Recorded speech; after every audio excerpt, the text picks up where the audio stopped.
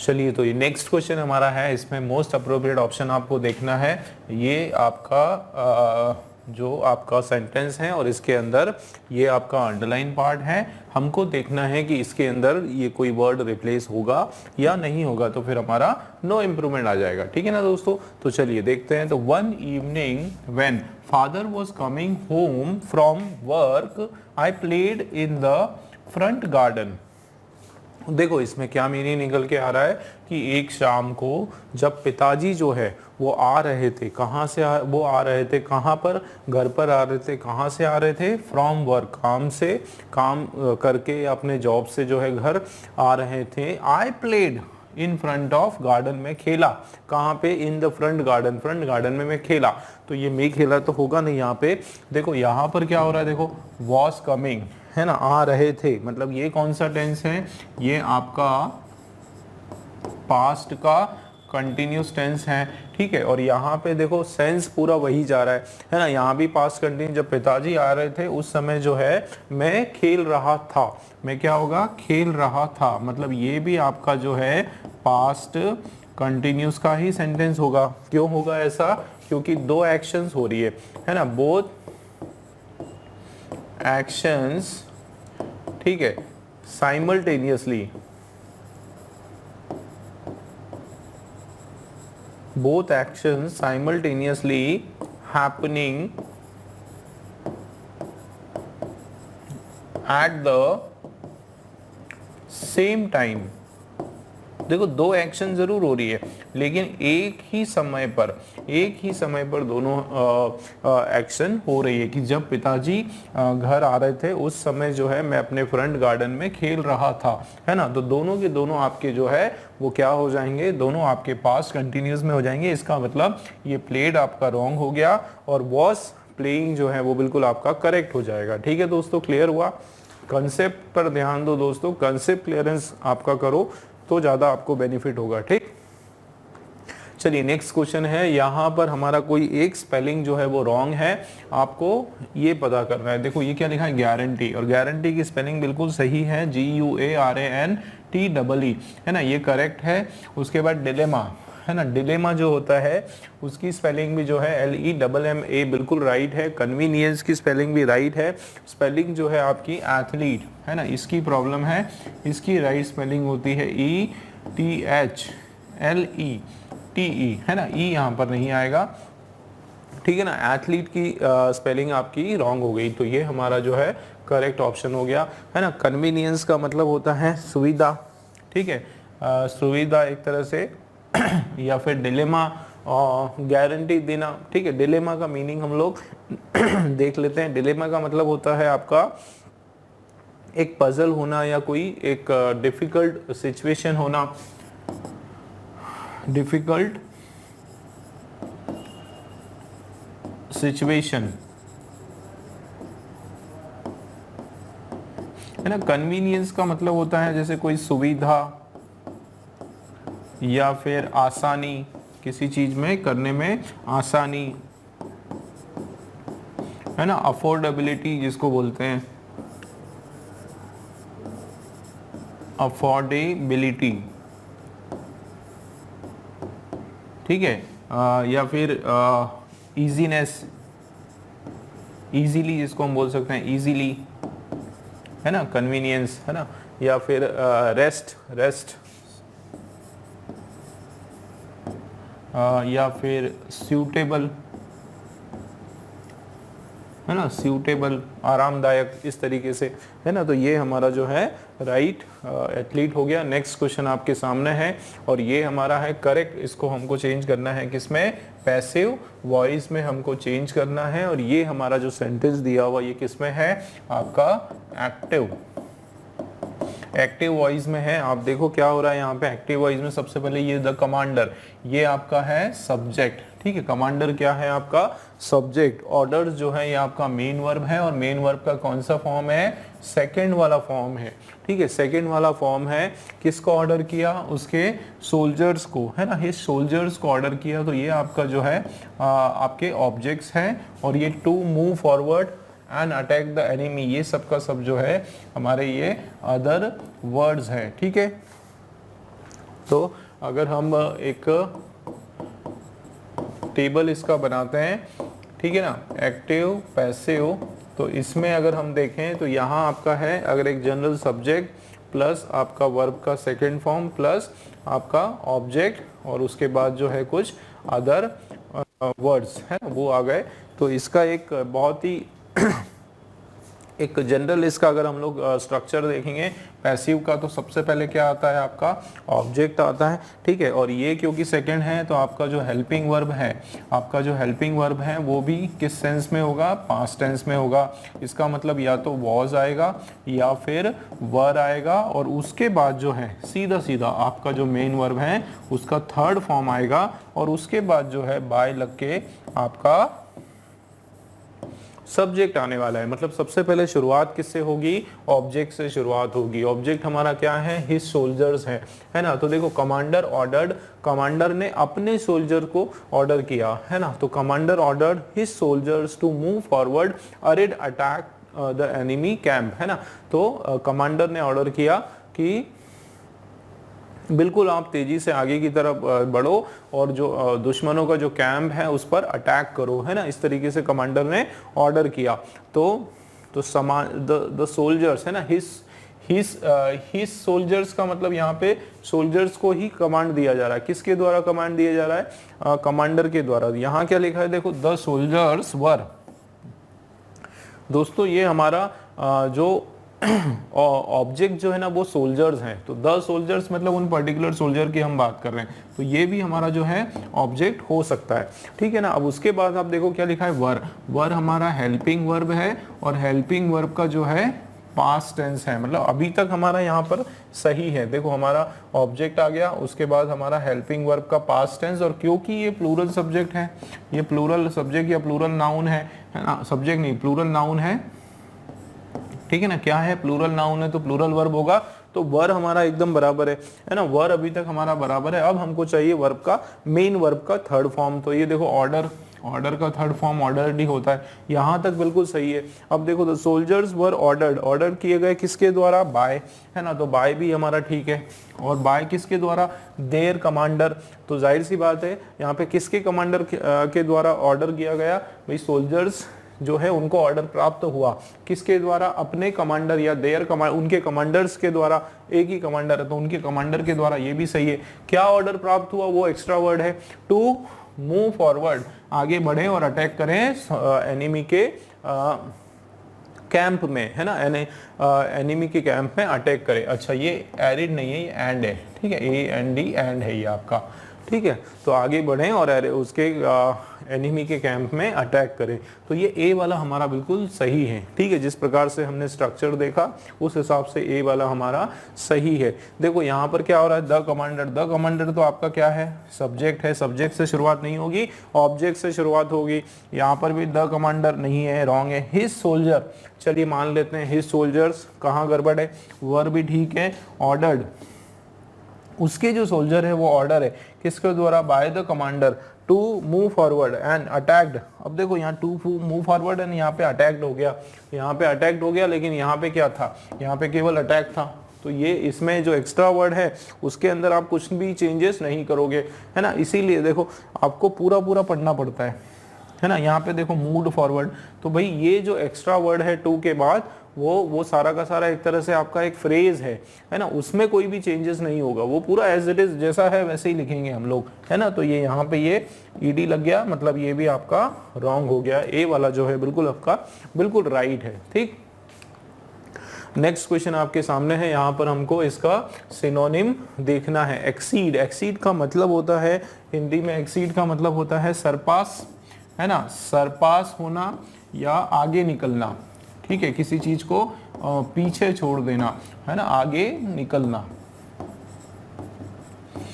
है ना, उसको बोलते हैं एक्सीड। बिल्कुल उससे किसी से आगे निकल जाना उसको एक्सीड बोलते हैं। और ये हमारा सिनोनिम बिल्कुल सही हो जाए। डिक्रीज की बात नहीं हो रही, इंप्रूव करने की बात नहीं हो रही।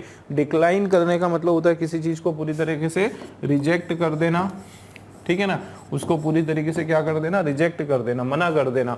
तो ये भी वहां पे सेंस नहीं बन रहा है, आपका सी वाला ऑप्शन राइट हो गया। नेक्स्ट क्वेश्चन हमारे सामने है, देखो इसके अंदर मोस्ट अप्रोप्रिएट ऑप्शन हमको देखना है। देखो क्या लिखा है, my cousin study on the reading habits of, ये नहीं आएगा, on the reading habits of school children across 3 states has been recognised as a dash piece of research. चलिए, तो यहाँ पर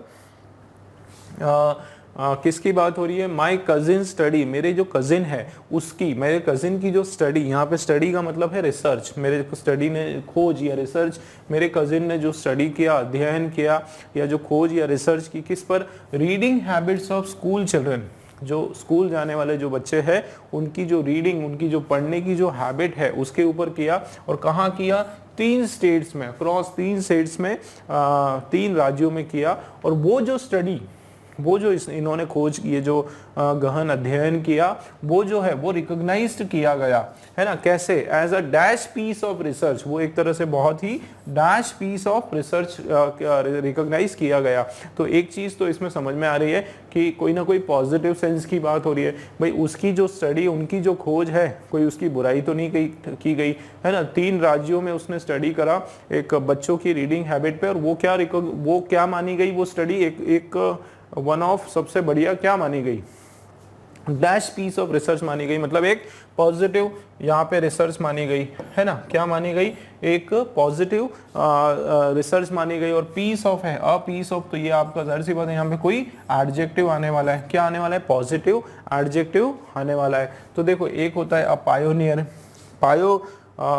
है ना, पायोनियरिंग का मतलब होता है बिल्कुल न्यू या फ्रेश, है ना, एकदम फ्रेश, ठीक है, एकदम नया या फिर एकदम न्यू, एकदम फ्रेश, या आप बोल सकते हो इनोवेटिव, क्रिएटिव, है ना, क्रिएटिव या इनोवेटिव,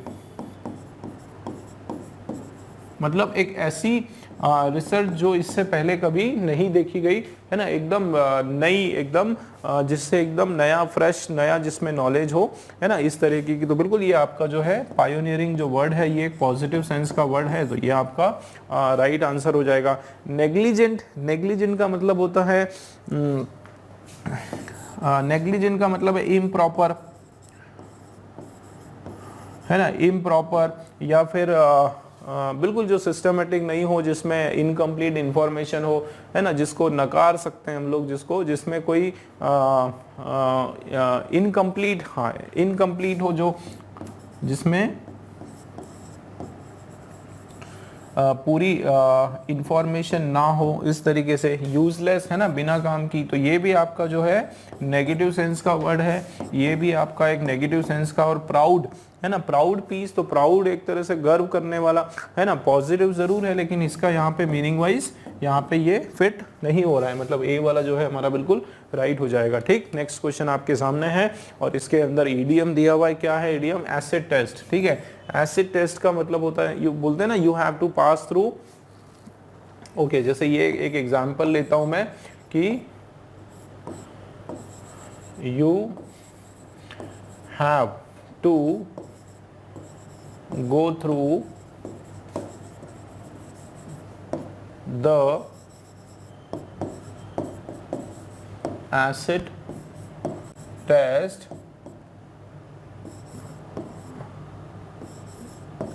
before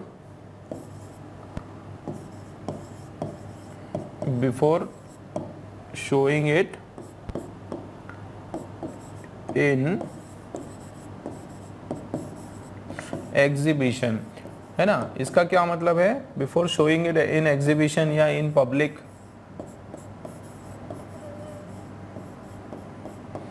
है ना, ये आपका एक एग्जांपल है कि you have to go through an acid test, है ना, एन आएगा, you have to go through an acid test before showing it in exhibition या इन पब्लिक, कि भाई तुमको पब्लिक में उसको दिखाने के पहले, तुमको उसको शो करने के पहले या एग्जीबिशन में उसको रखने के पहले क्या करना पड़ेगा, एसिड टेस्ट से गुजरना पड़ेगा, मतलब उसके तथ्यों की जांच करनी पड़ेगी, मतलब उसमें कितनी सच्चाई है, उस सच्चाई की परख करनी पड़ेगी, तो उसके लिए एसिड टेस्ट बोलते हैं।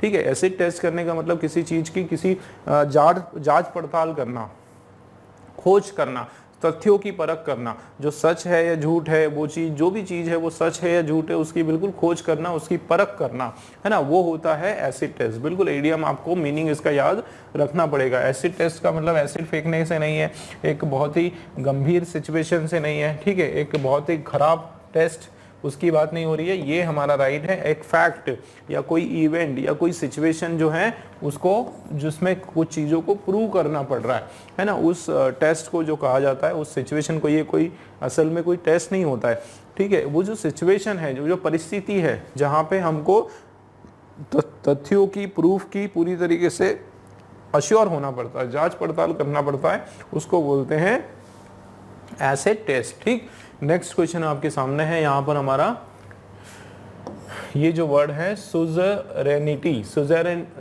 सुज़ेरेनिटी is having political control over a dash state. तो ये सुज़ेरेनिटी की बात हो रही है कि सुज़ेरेनिटी होता क्या है, ये एक ऐसा पॉलिटिकल कंट्रोल होता है, किसके ऊपर होता है, किसके ऊपर पॉलिटिकल कंट्रोल होता है, ओवर अ डिपेंडेंट स्टेट, है ना, किसके ऊपर, डिपेंडेंट स्टेट। जैसे जब अंग्रेजों के समय पर, जब अंग्रेजों का राज हमारे भारत पर, हिंदुस्तान पर चलता था, है ना, या फिर उसके साथ साथ बहुत सारे ऐसे स्टेट थे जहाँ पे कुछ ऐसे डिपेंडेंट स्टेट्स थे, है ना, जैसे उस समय नेपाल वगैरह, वो भी पूरी तरीके से, भूटान वगैरह जो है वो पूरी तरीके से ब्रिटिशर्स के कब्जे में नहीं थे। वहाँ पे ऐसा था कि वहाँ पे अपना इंडिपेंडेंट कुछ रूल था, लेकिन क्या था कि बाहर से जो है अंग्रेजों का उस पर दबाव था, है ना, तो अंग्रेजों को ये अधिकार था, किसके थ्रू, ये सुज़ेरेनिटी, इस कंट्रोल के थ्रू, कि वो जब चाहे उस ऐसे स्टेट्स पर डायरेक्ट रूल भी कर सकते हैं, है ना, कि जिस समय जैसे ईस्ट इंडिया कंपनी का रूल था हमारे ऊपर, तो एक तरह से इनडायरेक्ट कंट्रोल था ब्रिटिशर्स का, तो उसके बाद उन्होंने अपने ऊपर एक डायरेक्ट कंट्रोल कर लिया। तो उस तरह की जो सिचुएशन है उसको सुज़ेरेनिटी कहा जाता है, ठीक है। तो ये डिपेंडेंट हो गया यहाँ पे, है ना, ये यूनिफाइड डेमोक्रेटिक और वो सब नहीं होगा, ठीक। नेक्स्ट क्वेश्चन आप देखो, इसके अंदर हमारा देखना है हमको कि क्या एरर है, ठीक। क्या लिखा है, Sita has no taste in classical dance, है ना, no taste in classical dance. दोस्तों एक आपका फ्रेज होता है, ठीक है, ये टेस्ट इन नहीं होता है, टेस्ट फॉर होता है, टेस्ट फॉर क्लासिकल डांस, है ना, क्लासिकल डांस। ये फॉर कोई भी ऐसा म्यूजिकल चीज़ों के लिए हम लोग फॉर बोलते हैं, या फिर जैसे एक एग्जांपल है कि शी हैज़, चलो मैं फिर से लिख देता हूँ, एक एग्जांपल लेके हम लोग उसको लिख लेते हैं।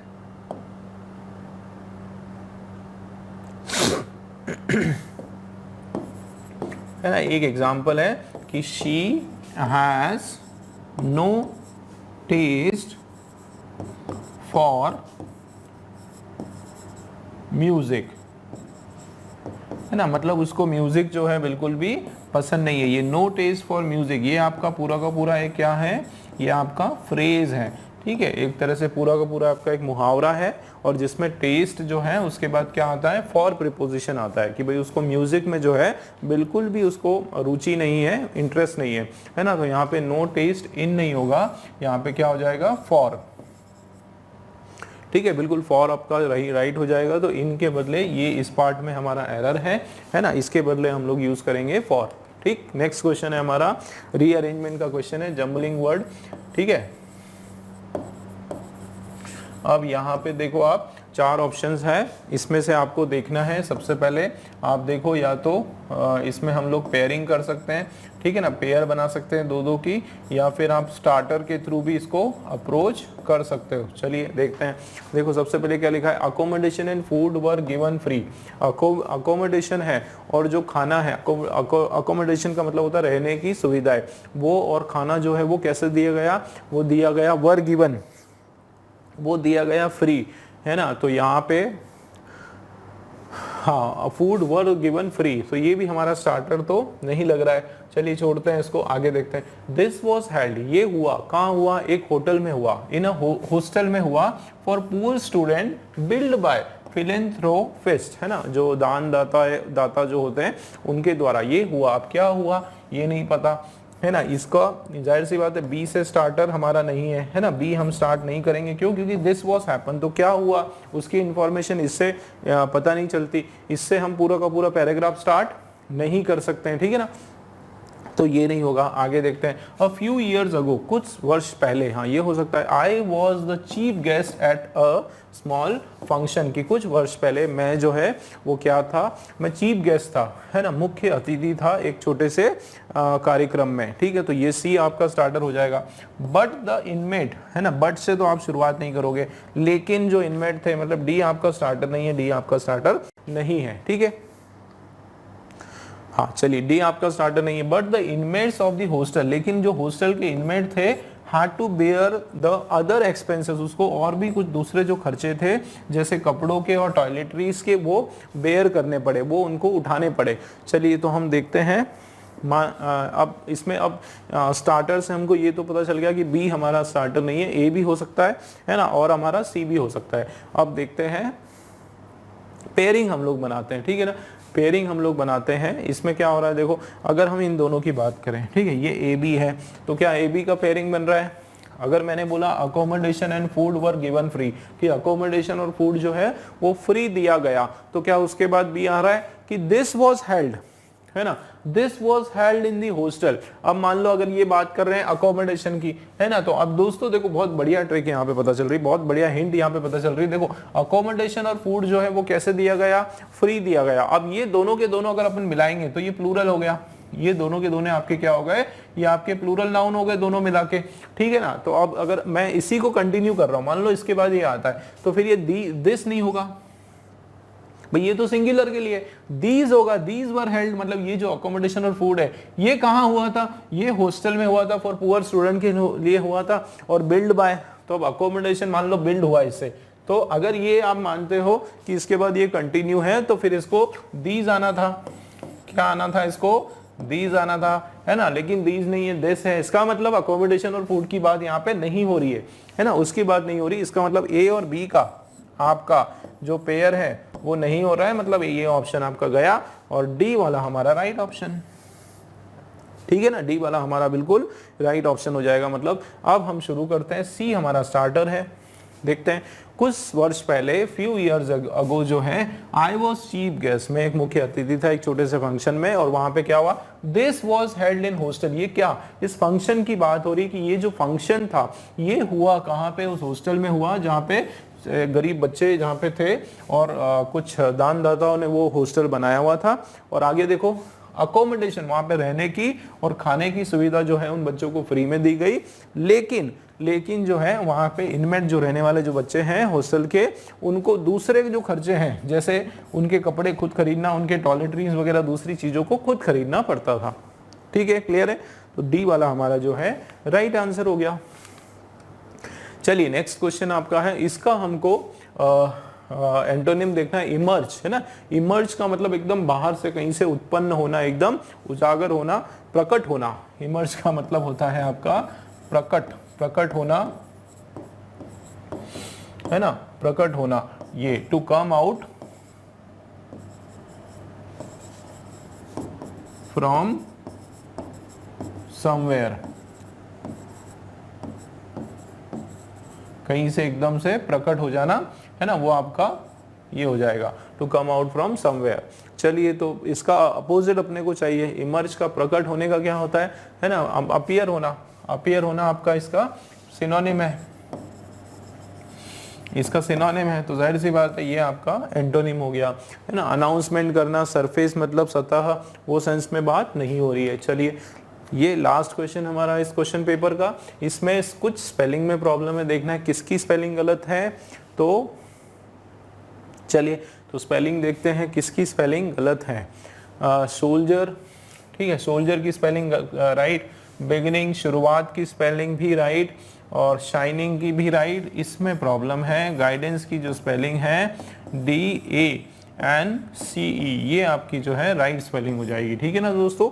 तो चलिए, इस तरीके से हमने आज के इस क्वेश्चन पेपर में हमने 25 क्वेश्चंस किए और उम्मीद है जिस तरीके से मैंने बताया आप लोगों को डिटेल में एक डिस्कशन किया और आपको समझाने की कोशिश की, उम्मीद है आप लोगों को समझ में आया।